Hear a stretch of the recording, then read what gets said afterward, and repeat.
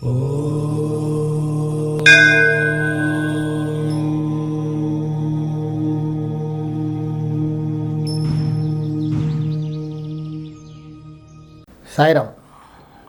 విశ్వకర్మ వాస్తు YouTube ఛానల్కి స్వాగతం. నేను మీ విశ్వకర్మ. ఈ మధ్యకాలంలో కొంచెం వాస్తు సలహాలు ఇవ్వడానికి తిరగడం వల్ల కొంచెం వీడియో చేయలేకపోయాం. నా ఒక చిన్న విన్నపం ఏంటంటే, ప్రోగ్రాం చూసే వాళ్ళు చాలామంది కామెంట్స్ పెడుతున్నారు, బాగుంది. నా రిక్వెస్ట్ ఏంటంటే, మీకున్న డౌట్స్, వాస్తు శాస్త్రం పట్ల ఉన్న సందేహాలు, మీ ఇంట్లో ఉన్న సమస్యలు ఏంటో కొంచెం కామెంట్స్లో పెడితే వాటిపైనే నేను కొంచెం వీడియో చేయడానికి ప్రయత్నం చేస్తాను. దానివల్ల ఏంటంటే మీకు కూడా ఒక పరిష్కారం లభిస్తుంది. సేమ్ మీలాంటి ప్రాబ్లమ్స్లో ఉన్న వాళ్ళకు కూడా, వాళ్ళు చూసే వాళ్ళకు కూడా, వేరే వాళ్ళకు కూడా ఒక పరిష్కారం అంటూ దొరుకుతుంది అన్నది నా ఉద్దేశం. అంతకుముందు నేను లైవ్ టీవీ ప్రోగ్రాం చేసేవాడిని టీవీస్లో. అప్పుడు ఈ సోషల్ మీడియా లేదు. అప్పుడు కూడా ఈ టీవీలో అదే చెప్పేవాడిని. నేను ప్రశ్నలు అడిగే వాళ్ళకి లైవ్లో అడిగేవాళ్ళు. కొంతమంది దిక్కులు చెప్పేవాళ్ళు, కొంచెం కష్టంగా ఉండేది వాళ్ళకి. సో అప్పుడు నేనేం అడిగేవాడిని అంటే, అమ్మ మీకు ఏ ప్రాబ్లం ఉందో చెప్తే, ఎలాంటి సమస్యలతో బాధపడుతున్నారో చెప్తే, ఆ దోషం ఎక్కడుందో నేను చెప్పడానికి ప్రయత్నం చేస్తాను అని చెప్పేవాడిని. సో ఇప్పుడు కూడా నేనేమంటున్నానంటే, మీకు ఎలాంటి ప్రాబ్లమ్స్ సఫర్ అవుతున్నారు కామెంట్స్లో పెడితే వాటికి నేను పరిష్కార మార్గాలు చెప్పడానికి నేను ప్రయత్నం చేస్తాను. సో కామెంట్స్ పెట్టండి. నేను షేర్ చేయమని నేను అడగను, ఎందుకంటే ఎవరెవరు ఇష్టం. చాలామంది ఏమంటుంటారంటే, షేర్ చేయండి, సబ్స్క్రైబ్ బటన్ నొక్కండి, నచ్చితే నొక్కుతారు, లేకపోతే లేదండి. కంపల్సరీ నేనేం చేయను. నా ప్రోగ్రామ్ నచ్చితే మీరే నొక్కుతారు, షేర్ చేస్తే మీకు ఆ పుణ్యం లభిస్తుంది, వేరే వాళ్ళు చూస్తారు కాబట్టి. నేను ఎప్పుడు కూడా నాన్ కమర్షియల్ చేస్తాను కాబట్టి నొక్కండి, షేర్ చేయండి, సబ్స్క్రైబ్ చేయండి నేను అడగను. నేను కోరేది ఒకటి ఏంటంటే, మీకున్న ప్రాబ్లమ్స్ చూస్తున్నారు, చాలామంది చూస్తున్నారు. మీకున్న ప్రాబ్లమ్స్ ఏంటో ఆ కామెంట్స్లో పెడితే వాటిపైనే నేను వీడియో చేస్తే కాస్త మీకు ఉపయోగకరంగా ఉంటుందనేది నా ఉద్దేశం. సో ఈరోజు టాపిక్ ఏంటంటే, ఒకరు అడిగారు, అంటే కామెంట్లో పెట్టారు, గురువుగారు దక్షిణం ఫేసింగ్ ఇంటికి అలాగే పశ్చిమం ఫేసింగ్ ఇంటికి ఎలివేషన్లో నైరుతి కప్పేయచ్చా అంటే చాలా మంచి ప్రశ్న. ప్రతి ఇంటికి కూడా కష్టపడి ఇల్లు కట్టుకుంటారు, పైసా కూడబెట్టి ఇల్లు కట్టుకుంటాం. ఒక కళ, జీవితంలో ఒక డ్రీమ్ ఉంటుంది, నాకు సొంత ఇల్లు ఉండాలి. పెద్దదో చిన్నదో, డబ్బున్న వాళ్ళు బాగా పెద్ద ఇల్లు కట్టుకుంటారు, డబ్బు లేని వాళ్ళు ఒక రూమ్ 2 రూమ్లు అయినా 30 గజాలు 50 గజాల్లో ఇల్లు కట్టుకునే వాళ్ళు కూడా ఉన్నారు చాలామంది. ఆ సాటిస్ఫాక్షన్ వేరేగా ఉంటుంది. వాస్తుపరంగా కట్టుకుంటే ఇంకాస్త సుఖంగా ఉంటారు. ప్రతి ఇంటికి కూడా వాస్తుశాస్త్రం ఏం చెప్తుంది, ఫండమెంటల్ ప్రిన్సిపల్ ఏంటి, నైరుతి కప్పేసి ఉండాలి, నైరుతి బరువుగా ఉండాలి, ఎత్తుగా ఉండాలి అనేది ఫండమెంటల్ ఏబిసిడి ఆఫ్ వాస్తు. అది ఎవరికైనా తెలుసు, అందరికీ తెలుసు. ఇప్పుడు ప్రతి ఒక్కరికి కూడా వాస్తు పట్ల అవగాహన అంటూ వచ్చేసింది. నైరుతి ఎప్పుడు కూడా, నైరుతిలో ద్వారాలు ఉండకూడదు.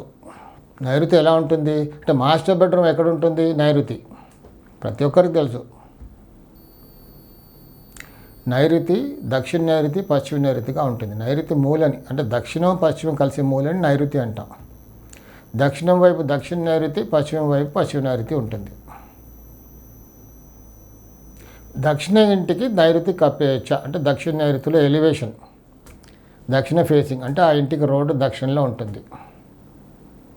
ప్రతి ఇంటికి కూడా రోడ్ని బట్టే పేరు ఉంటుంది.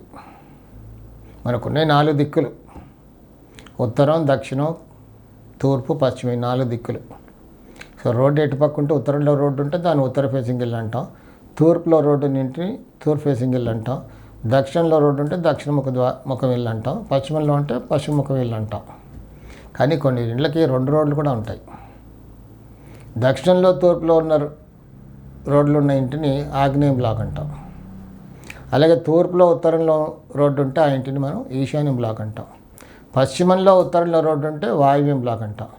దక్షిణంలో పశ్చిమంలో రోడ్డు ఉంటే నైరుతి బ్లాక్ అంటాం. కొన్ని ఇళ్ళకి 3 రోడ్లు కూడా ఉంటాయి అనుకోండి. సో ఎప్పుడు కూడా రోడ్ని బట్టే ఉంటుంది. పేరు. వీళ్ళు అడిగిన ప్రశ్న ఏంటంటే దక్షిణంలో ముందుగా 2 అడిగారు. దక్షిణ ఫేసింగ్ ఇంటికి నైరుతి కప్పేయచ్చా, అలాగే పశ్చిమ ఫేసింగ్ ఇంటికి నైరుతి ఎలివేషన్ కప్పేయచ్చా. ఇల్లు ఎంత బాగా కట్టుకున్నా లోపల బయట కనబడడానికి కొంచెం అందంగా ఉండాలని ఎలివేషన్ చేస్తూ ఉంటారు. ఆర్కిటెక్ట్స్ రకరకాల డిజైన్స్ అంటూ ఇస్తుంటారు. ఇల్లు చూడగానే దిగేయమని ఉండాలి, రకరకాల డిజైన్ చేస్తుంటారు ఆర్కిటెక్ట్స్. ఉదాహరణకి ఇప్పుడు మనం దక్షిణ ఫేసింగ్ ఇంటిని తీసుకుంటాం. ఎక్కడైనా మనం ఖాళీ స్థలాలు వదిలేయాలన్నది కూడా ఫండమెంటల్ ప్రిన్సిపల్.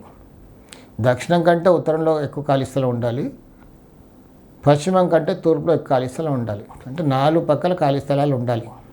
తూర్పులో, ఉత్తరంలో, దక్షిణంలో, పశ్చిమంలో ఖాళీ స్థలాలు ఉండాలి, తప్పనిసరిగా ఉండాలి. ఇది ఫండమెంటల్ ప్రిన్సిపల్. సరే, కొంతమంది స్థలం అంతా ఇల్లు కట్టుకుంటారు, అది తూర్పుకి ఉత్తరం అయితే బాగుంటుంది. తూర్పు ఫేసింగ్ ఉత్తరం ఫేసింగ్ అయితే అలా కట్టుకోవచ్చు.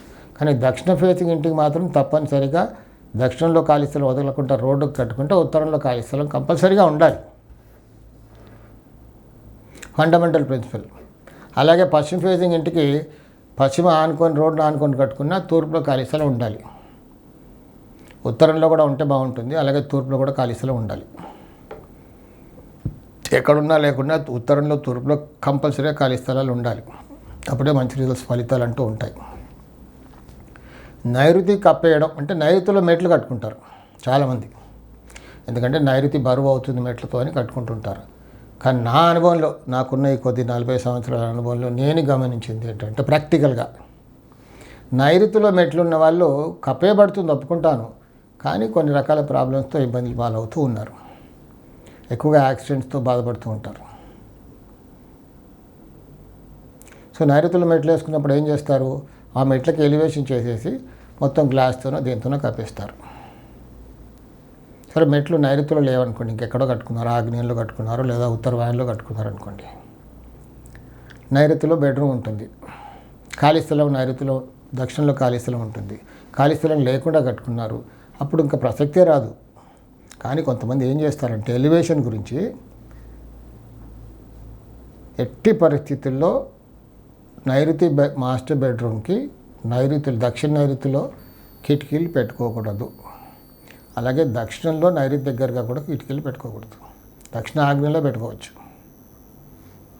గుమ్మం అయితే దక్షిణ ఆగ్నేయంలో పెట్టుకోవాలి. కానీ నైరుతి బెడ్రూమ్కి గుమ్మం అసలు దక్షిణ నైరుతి రాదు అక్కడ. కాబట్టి విండోస్ పట్ల కాస్త జాగ్రత్తగా ఉండాలి. అదే పశ్చిమ ఫేసింగ్ ఇంటికి కూడా పశ్చిమ నైరుతిలో కిటికీలు రాకుండా జాగ్రత్త పడాలి. కానీ ఎలివేషన్ పర్పస్ ఏం చేస్తారు, మొత్తం దక్షిణం అంతా కూడా ఒక ఎలివేషన్ చేసేసి కిటికీల పైన ఛజ్జా, దక్షిణ ఆగ్నేయం గేటు వరకు ఛజ్జా వేసుకొని ఛజ్జా పైన పెంకులు పెడుతుంటారు, స్లోప్. ఆ పెంకులు ఎటు స్లోప్ అవుతాయి, దక్షిణం వైపు స్లోప్. ఇలా చేయకూడదు, ఇలాంటి ఎలివేషన్స్ చేయకూడదు. దానివల్ల చాలా దుష్ఫలితాలు ఉంటాయి. ఆ స్లోప్ చేయడం వల్ల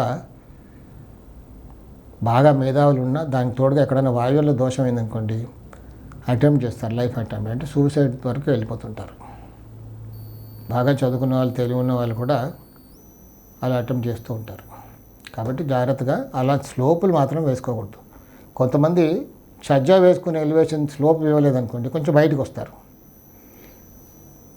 పక్కన ఉన్న ఇంటికంటే కొంచెం బయటకు వస్తుంది ఎలివేషన్. దానివల్ల కూడా దక్షిణ నైరుతి పోటు వచ్చే అవకాశాలు కూడా ఉంటాయి, లేదా తూర్పు ఆగ్నేయం పోటు వచ్చే అవకాశాలు కూడా ఉంటాయి. కాబట్టి ప్లాన్ వేసుకున్నప్పుడు బాగా అనుభవం ఉన్న వాస్తు శాస్త్రజ్ఞుని చూపించి, స్థలాన్ని దగ్గర తీసుకెళ్ళి చూపించి, ప్లాన్ కూడా చూపించి చక్కగా కట్టుకుంటే బాగుంటుంది. అలాగే వెస్ట్ ఫేసింగ్ హౌస్కి కూడా ఈ పెంకులు, అలా స్లోపులు పశ్చిమానికి ఇవ్వకూడదు. చూడ్డానికి డిజైన్ బాగా కనబడుతుంది, కానీ ఆ స్లోప్ వల్ల చాలా దుష్ఫలితాలు ఉంటాయి. కొంచెం ముందుకు వచ్చింది అనుకోండి రోడ్డుకి, ఉత్తర వాయం వీధిపోటు వచ్చే అవకాశం కూడా ఉంటుంది, లేదా పశ్చిమ నైరుతి వీధిపోటు వచ్చే అవకాశం కూడా ఉంటుంది. కాబట్టి జాగ్రత్తగా చూపించి కట్టుకుంటే ఎలివేషన్ చూడడానికి బాగుంటుంది, అప్పుడు రిజల్ట్స్ కూడా బాగుంటాయి. సాయి రక్ష.